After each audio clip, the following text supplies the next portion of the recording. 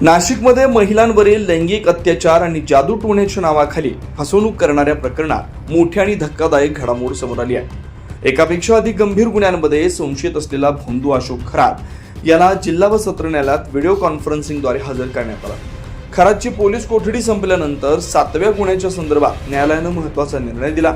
या प्रकरणात पोलीस कोठडीचा हक्क राखून ठेवत न्यायालयीन कोठडी सुनावण्यात आली।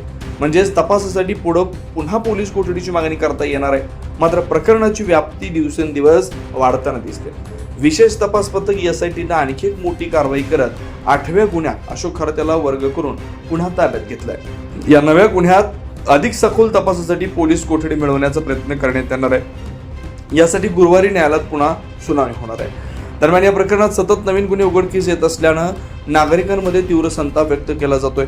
महिलांना जादू टोण्याच्या नावाखाली फसवणूक, अत्याचार केल्याच्या आरोपांमुळे या प्रकरणाची गंभीरता आणखी वाढली आहे। पोलिसांनी SIT कडून या प्रकरणाचा सर्व बाजूंनी तपास सुरू असून आणखी धक्कादायक माहिती समोर येण्याची शक्यता वर्तवली जाते।